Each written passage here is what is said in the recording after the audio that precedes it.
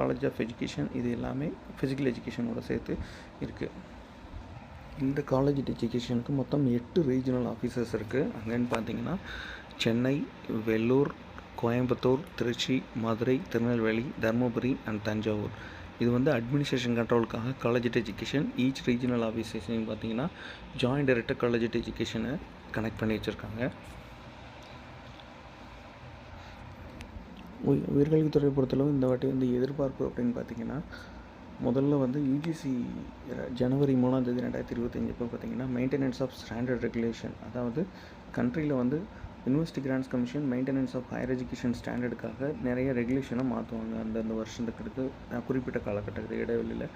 அப்படி பார்த்திங்கன்னா இந்த வாட்டி ரெகுலேஷன் 2020 நேஷ்னல் எஜுகேஷன் பாலிசியை தாண்டி அதுக்கப்புறம் பார்த்திங்கன்னா நிறைய இம்ப்ளிமெண்டேஷன் கொடுத்துருக்காங்க. இது ஒரு டிராஃப்ட். இந்த டிராஃப்ட் வந்து நீங்கள் வந்து 30 நாளுக்குள்ளே இந்த கூகுள் ஃபார்மை